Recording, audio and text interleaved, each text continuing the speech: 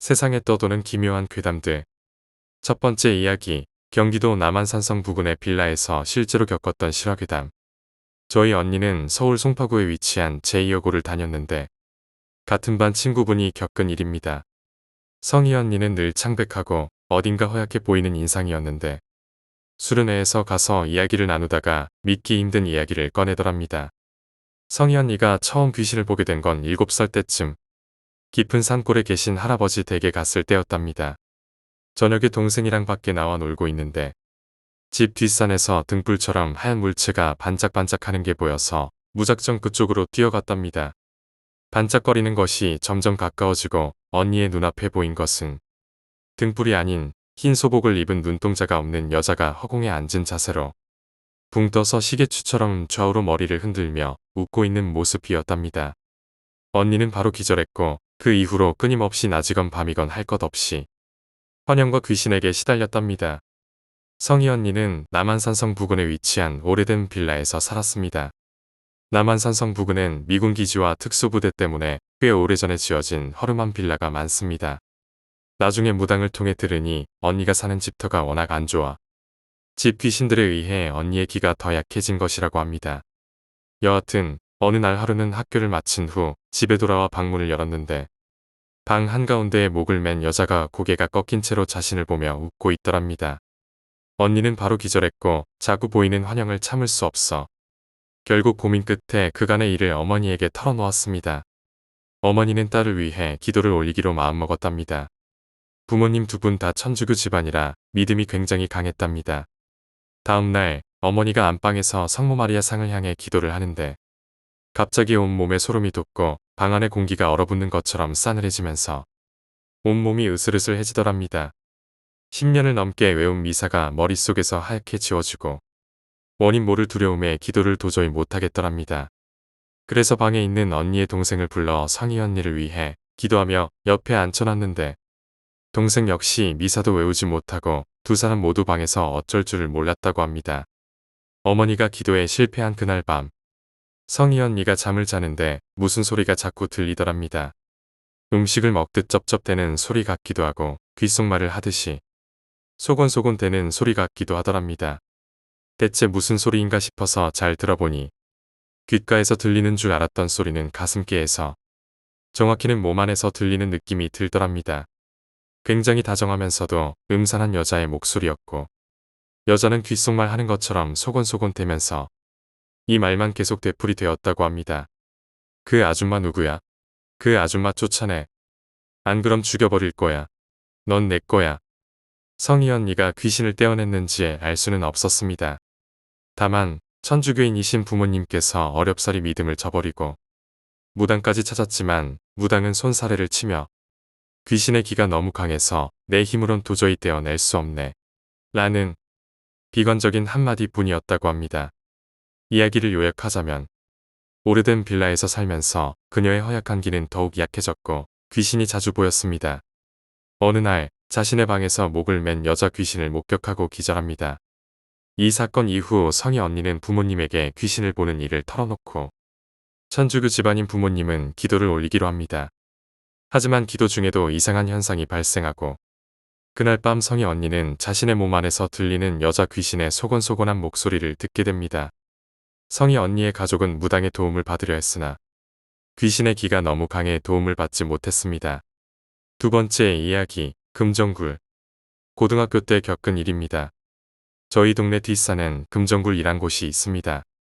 1995년에 한국전쟁 때 학살당한 민간인의 유골이 출토된 곳입니다. 어느 날 저는 학교 친구들과 한밤중에 금정굴로 가기로 했습니다. 담력 시험 삼아 호기심에 갔는데 금정굴 주변에 오니 몇몇 친구들이 포기하고 저와 다른 친구 한 명, 이렇게 둘뿐이었습니다. 손전등도 없어 칠흑처럼 어두운 밤이었습니다. 둘 다 무서워 서로 발걸음을 옮기지 못하고 있는데 제가 먼저 용기를 내어 앞장섰습니다. 친구는 바로 제 뒤를 따라왔습니다. 금정굴 주변을 한 바퀴 도는데 아무 일도 없고 하니 안심이 됐습니다. 이윽고 내려가는데 친구에게서 문자가 왔습니다. 저와 함께 금정굴에 올라 같이 돌았던 친구에게 언제 올 거야? 우리 먼저 가기 전에 어서 와. 순간 깜짝 놀라 뒤를 돌아보니 아까까지 있었던 친구가 없었습니다. 그리고 갑자기 등골이 오싹해지는 기분에 서둘러 내려갔습니다. 한참 내려가니 중간에 포기했던 애들 속에 저와 같이 올라갔던 친구를 봤습니다. 제 뒤에 있어야 할 녀석이 그 아이들과 함께 있으니 깜짝 놀랄 수 없었습니다. 친구는 절 보자마자 말했습니다. 무서워서 애들이랑 같이 포기했는데 너 진짜 겁 없더라. 혼자서도 잘 올라가던데.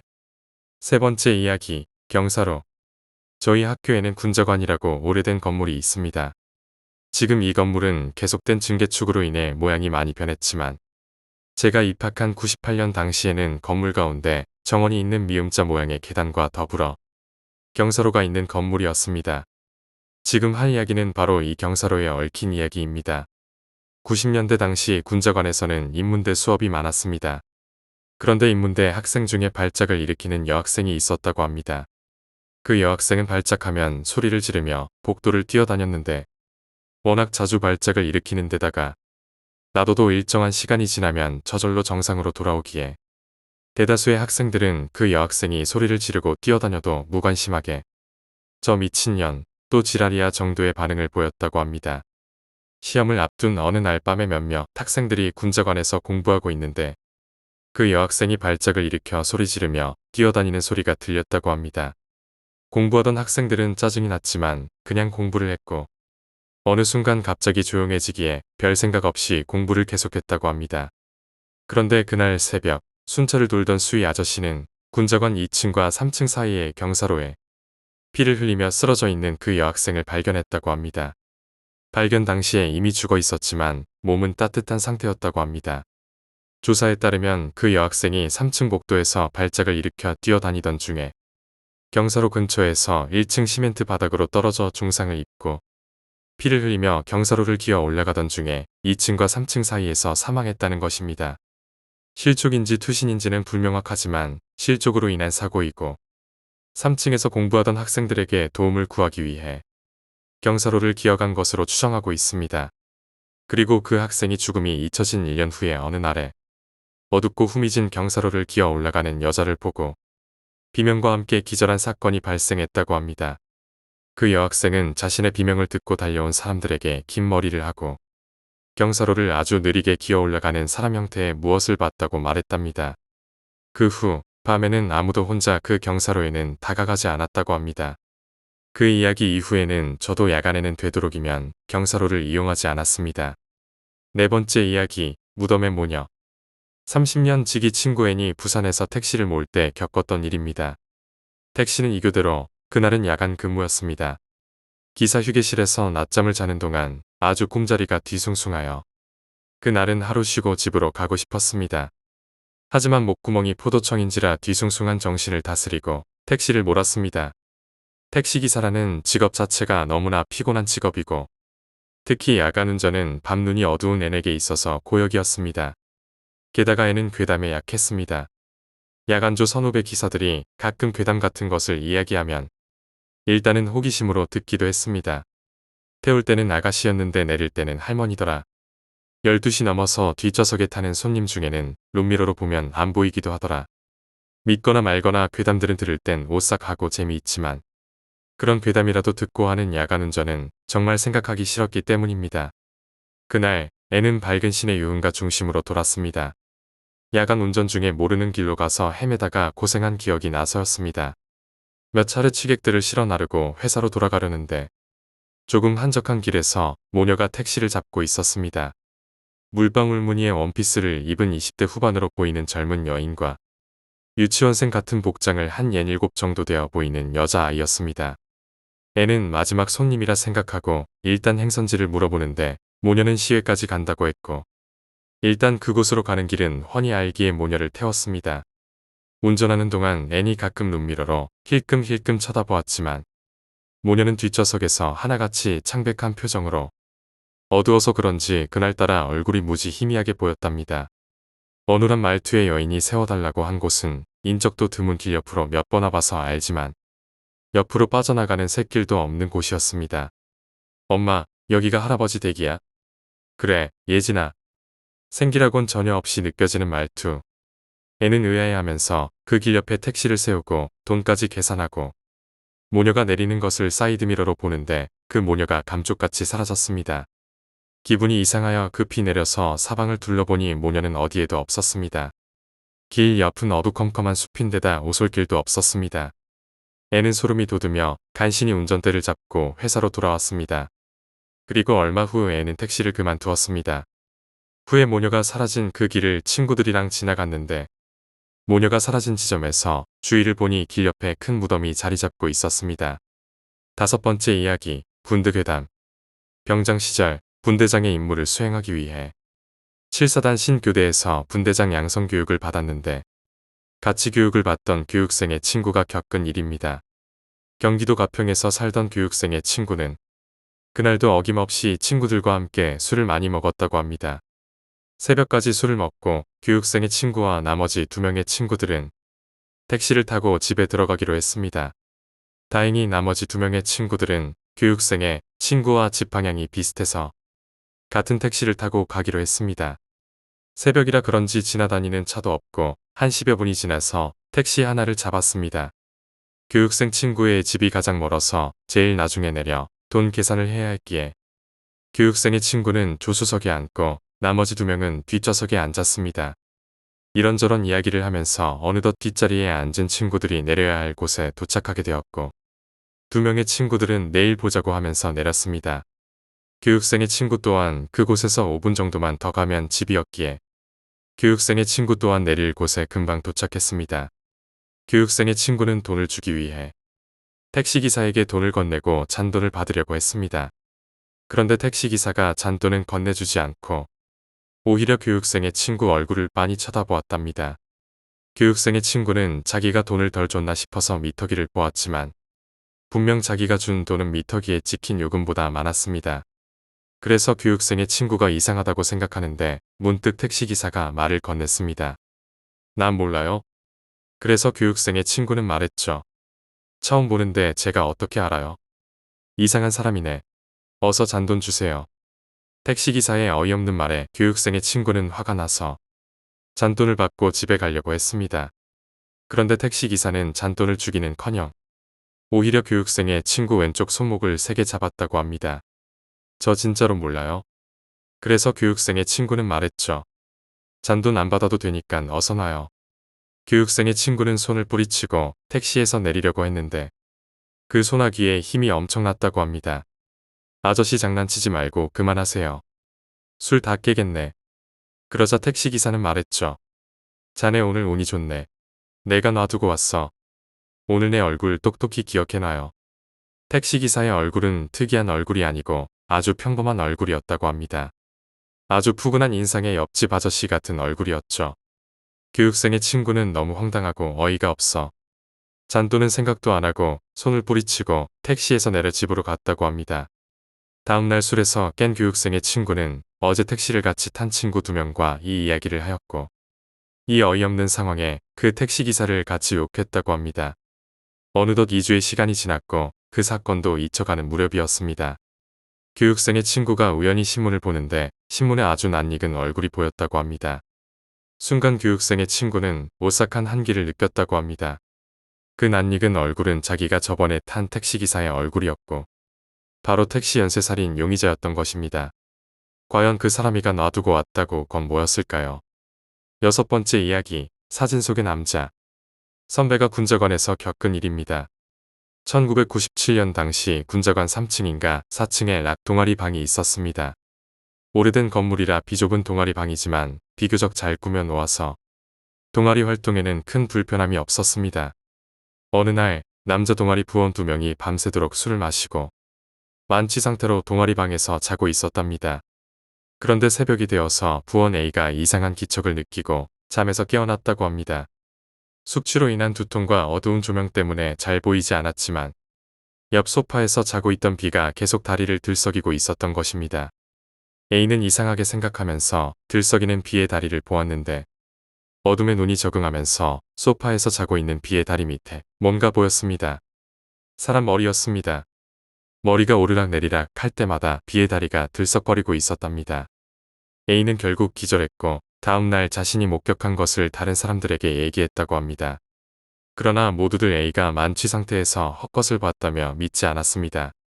몇 달 후에 동아리 방 청소를 하는데 캐비닛 위에서 먼지를 뒤집어 쓴 영정사진 같은 액자가 나왔다고 합니다. 그런데 A가 그 사진을 보더니 기겁을 하며 사진 속의 남자가 자신이 본 귀신이라고 소리를 질렀다고 합니다. 이 소동에 동아리 선배들이 몰려왔고 문제의 사진을 본 선배들은 깜짝 놀라며 사진에 대해 이야기를 해주었다고 합니다. 문제의 사진은 1년 전에 여름방학을 이용해 등록금을 마련하고자 공사 현장에서 막노동을 하다가 사고로 죽은 동아리 부원의 영정사진이었던 것입니다. 당시 동아리에서 죽은 부원을 위해 학교에 분향소를 설치했고 영정사진은 그때 사용된 것이었습니다. 이 사진은 장례 절차가 모두 끝나면 불태워버렸어야 했는데 어쩌다 보니 장례가 모두 끝났지만 사진이 동아리 방에 방치된 것이었습니다. 원래 장례식이 끝나면 고인이 생전에 사용하던 물건과 장례용품들을 불에 태우는데 이는 고인이 저승에서도 생전에 사용하던 물건들을 잘 사용하라는 의미와 고인이 생전에 사용하던 물건의 미련을 가지고 다시 이승에 나타날 것을 예방하기 위한 것이라고 합니다. 이야기를 해준 선배도 그 사진이 캐비닛 위에 있었던지 몰랐다고 했답니다. 그런데 모두들 경황이 없고 무서워서 사진을 처리하지 못하고 있었답니다. 모두들 영정사진을 만지는 것을 꺼려한 것입니다. 제게 이 이야기를 해준 선배가 당시에 단과대 학생회장이었는데 흉흉한 소문이 돌아서 자기가 직접 나서서 영정사진을 불태웠다고 합니다. 물론 사진을 태우고 나서 소문은 잠잠해졌고 별다른 일은 생기지 않았다고 합니다. 7번째 이야기, 이상한 방문자. 평소 친하게 지내던 언니네 가서 겪은 일입니다. 언니 집은 인천 용해시장 근처로 새로 얻게 된 직장이 인천이라 자취를 시작해서 놀러갔습니다. 며칠 신세질 작정으로 밤새 게임을 하다가 언니가 출근할 때면 잠자리에 잠들었는데 아무래도 저 혼자 있으면 무서우니까 현관문을 위아래 다 잠그고 걸쇠라고 해야 하나요? 그 걸쇠까지 걸어 놓았습니다. 그리고 안방에 들어와 문을 잠그고 침대에 누워 잠에 빠졌습니다. 헌데 얼마 못 가서 어떤 소리가 들렸습니다. 현관문을 여는 겁니다. 그리고 안에서 거는 걸쇠마저 열고 온 문으로 들어오는 소리를 들었습니다. 순간 저 혼자 있는데 너무 무서워졌습니다. 이불을 머리 위까지 쓴 채 벌벌 떨고 있는데 들어온 누군가가 옆방을 뒤지는 소리가 나기 시작했습니다. 이래서 안 되겠다 싶었습니다. 어떻게든 일어나서 문을 걸어 잠그고 신고를 해야겠다 싶었습니다. 근데 몸이 갑자기 움직여지지 않았습니다. 눈꺼풀은 천근만근 무겁고 손가락 하나 까딱할 수도 없고 무기력해졌습니다. 당시에는 가위 눌림이었는지 몰랐습니다. 옆방에 있는 누군가가 방에 들어와서 여자인 줄 어떻게 할지도 모르는 그런 상황에서 아무것도 할 수 없었습니다. 그리고 잠에 빠졌습니다. 일어나 보니 집에는 아무도 없었습니다. 현관문 물론 걸쇠도 여전히 걸려 있었고 누군가 들어온 흔적은 없었습니다. 그런데 언니네 있으면서 이런 일을 서너 번 정도 똑같이 겪었습니다. 겪을 때마다 현관문 2개의 자물쇠가 열리고 걸쇠까지 열리는 소리는 지금 생각해도 무섭습니다. 언니에게 말해도 언니는 제가 밤새도록 게임하다가 환청을 들은 거라며 넘겼습니다. 그리고는 집으로 돌아왔기에 언니네 겪은 일은 그것이 끝이었습니다. 그런데 두어 달 후 언니를 다시 만나 이야기하던 중에 언니가 이상한 이야기를 꺼냈습니다. 몸이 아파서 병가를 내고 낮에 집에서 쉬는데 집에 누군가 들어오려고 했다고. 그리고 몸이 가위에 눌린 것처럼 움직여지지 않았다고. 언니도 현관문 돌아가는 소리를 듣고 혼자 사니까 누가 들어오면 안 되는데 라는 생각에 가위 눌린 몸을 정말 필사적으로 풀려고 했지만 결국 잠에 빠지고 말았다고 합니다. 그러고 나서 일어나면 현관문은 여전히 잠겨 있고 누군가 침입한 흔적도 없다고 합니다. 이윽고 언니가 얼마 전에 알게 되었는데 바로 옆집이 점집이라고 합니다. 밤늦게야 퇴근하는 언니는 몰랐는데 단독주택 같은 집에 입주하여 사람들에게 점을 봐주는 곳이었다고 합니다. 아무래도 옆집을 찾아온 귀신이 집을 잘못 찾아 언니네로 찾아왔던 게 아닐까요? 8번째 이야기, 장례식장 괴담. 추석 전날 밤늦게 어머니께 걸려온 전화를 받아보니 외증조부께서 돌아가셨다는 소식이었습니다. 자주 뵙던 분은 아니지만 할아버지 댁에 갈 때마다 어린 저를 귀여워해 주셨던 분이셨습니다. 다음날 추석에 부산의 모 병원 장례식장으로 가보았습니다. 처음 가본 장례식장이 신기하기도 해서 여기저기 둘러보았습니다. 친척들이 계신 곳은 제일 빈소이었습니다. 3빈소까지 있었는데 다른 곳에는 아무도 없었습니다. 그런데 제1빈소에서 화장실까지 가려면 제2빈소를 지나야 했습니다. 대낮이었지만 사용되지 않는 곳이라 어두컴컴했습니다. 화장실을 가던 중 곁눈질로 제2빈소 쪽을 보니 어두운 곳에 어떤 남자가 고개를 숙이고는 낙지를 우거우거 먹고 있었습니다. 호기심에 걸음을 멈추고 그 남자를 계속 보고 있었더니 남자가 먹던 것을 내려놓고는 고개를 들어 저와 눈을 마주쳤습니다. 외증조부였습니다. 너무 놀라 제1빈소로 뛰어갔더니 저희 할머니께서 다른 친척분들과 이야기를 나누고 계셨습니다. 그 양반이 왠지 자기 죽을 거 알고 있었나 봐. 며칠 전부터 자기가 죽으면 제사상에 낙지를 올려달라고. 좋아하는 거니까 원 없이 먹고 싶다고 며칠 전부터 낙지 타령을 하지 뭐야. 두려움을 참고 다시 제2빈소로 가봤지만 아무도 없었습니다. 그날이 추석이기도 해서 많은 친척분들이 계셨습니다. 밤샘 조문으로 인해 커피를 마시고 싶다는 분들이 많이 계셔서 커피들을 쟁반에 내가고 있었습니다. 그런데 갑자기 귓가로 이런 목소리가 들렸습니다. 아이고, 우리 손주가 타주는 커피나 마지막으로 마시고 갈까나. 저는 그 소리에 발을 헛디뎌 커피를 모두 쏟아버렸습니다. 친척들이 놀라며 일으켜주셨는데 이상하게도 커피를 쏟은 곳은 외증조부의 사진 위였습니다. 등 뒤를 돌아보았지만 제 뒤에 계셨던 분은 아무도 안 계셨습니다. 9번째 이야기, 매니큐어. 대학교 2학년 때 자취를 했었습니다. 같은 과 동기와 함께 살았는데 서로 잘 통했던 터라 자취하면서도 아무런 문제 없이 지냈었습니다. 그날은 학교를 가지 않고 자취방에서 계속 늦잠을 잤습니다. 제가 자니 친구 역시 학교에 가지 않고 잠을 자게 되었습니다. 그런데 한참 자고 있었는데 인기척이 느껴졌습니다. 친구 녀석이 먼저 일어나서 학교 가려나 보다 싶어 눈을 뜨니 친구가 저를 보고 서 있었습니다. 저를 계속 보곤 희죽거리며 웃고 있었습니다. 실성한 사람처럼 웃고 있어서 소름 끼쳤습니다. 제가 뭐가 좋아서 계속 웃냐고 물으려는데 가위에 눌린 것처럼 몸이 움직여지지 않았습니다. 그런데 정말 소름 끼쳤던 건 친구가 절 쳐다보면서 웃고 있는데 친구의 등 뒤로 손이 조금씩 올라왔습니다. 손은 어깨 위로 올라와 급기야 목 관절이까지 올라왔습니다. 저는 너무나도 당황스럽고 무서워서 아무 말도 못했습니다. 그저 바로 볼 수밖에 없었습니다. 검지 손가락에는 노란 매니큐어가 칠해져 있었습니다. 어두운 방 안에서 어떻게 그 노란색만 잘 보였는지 모르겠습니다. 이윽고 친구 어깨 뒤로 사람 머리가 올라오기 시작했습니다. 머리가 긴 걸로 보아 여자인 것 같았습니다. 그 여자 얼굴은 친구 머리에 가려서 잘 보이지 않았지만 그 여자 역시 절 바라보며 눈을 깜빡이고 있었습니다. 그리고는 웃고 있었습니다. 마치 저를 비아냥거리듯이 둘이서 저를 보고 희죽거리면서 웃고 있었습니다. 그리고는 친구 어깨에 목만 있는 여자가 말했습니다. 오빠, 이 사람이 그 친구야. 친구는 대답도 없이 계속 웃기만 하고 있습니다. 저는 비명을 지르며 일어섰습니다. 순간 제 앞에 서 있던 친구는 사라졌습니다.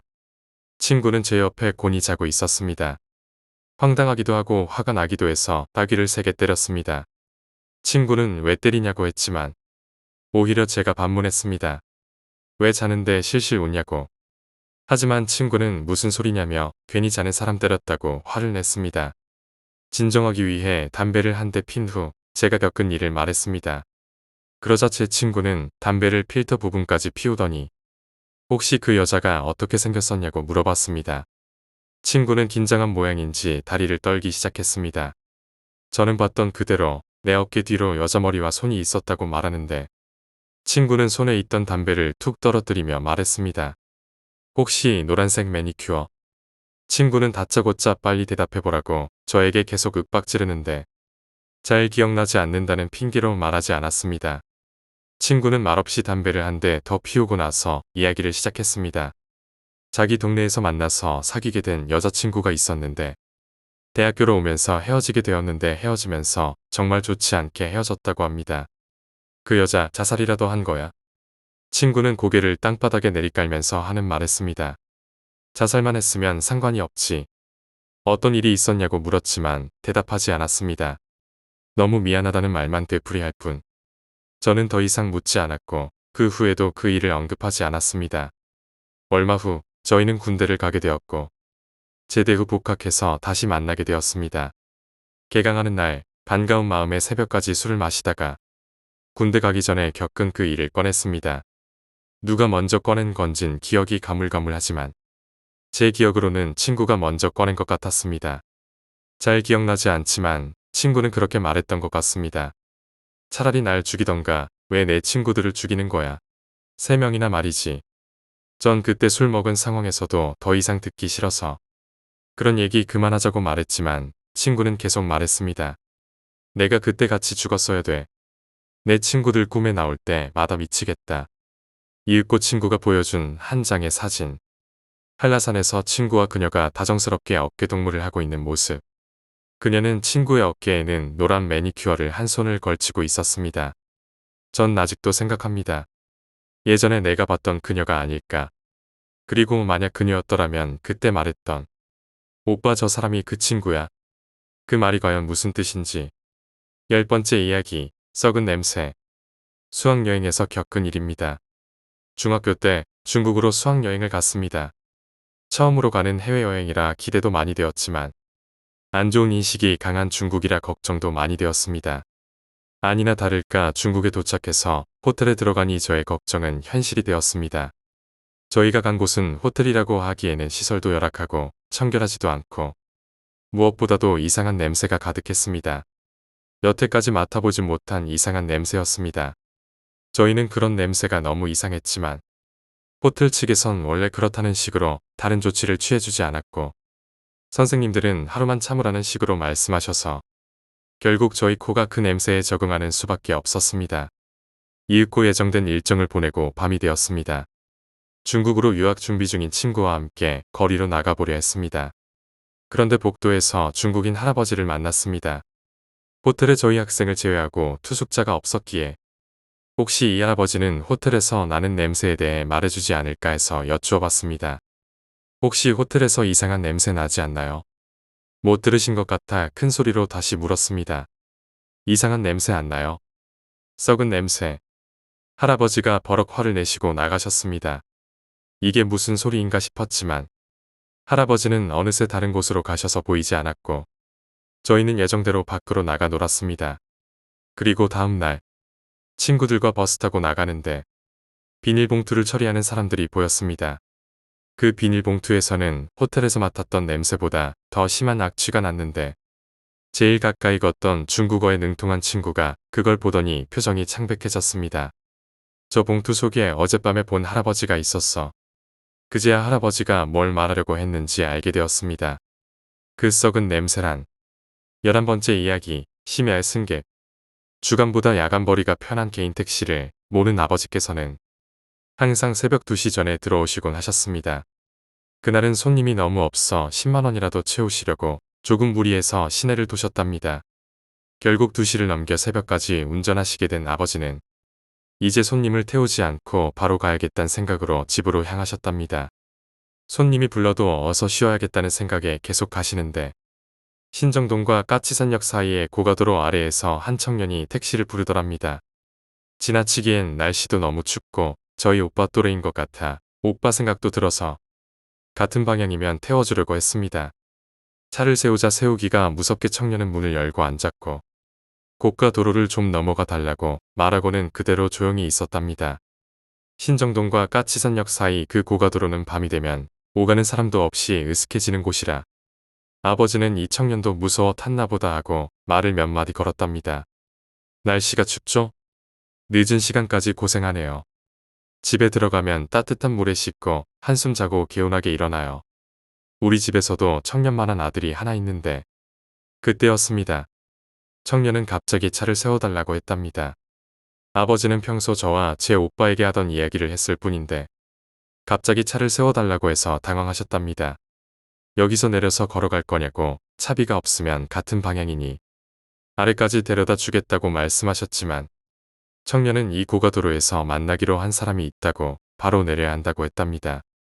걱정이 된 아버지는 차를 세워놓고 그럼 그 사람이 올 때까지 조금 기다려주겠다고 하자 청년은 당황한 채로 반대 차선으로 뛰어갔습니다. 결국 아버지는 그 청년이 금방 친구를 만나겠거니 하고 곧장 집으로 오셨는데 차 뒷정리를 하다가 이상한 물건을 하나 발견하셨습니다. 칼날이 무척이나 뾰족한 잭나이프였습니다. 평소 핸드폰이나 지갑을 흘리는 손님이 많아 손님이 내리고 나면 뒷좌석을 늘 돌아보는데 그날 돌아보지 않고 온 손님은 마지막에 그 청년이었다고 합니다. 지금도 그 이야기를 꺼내면 밤에 운전하기 좀 무섭다는 저희 아버지.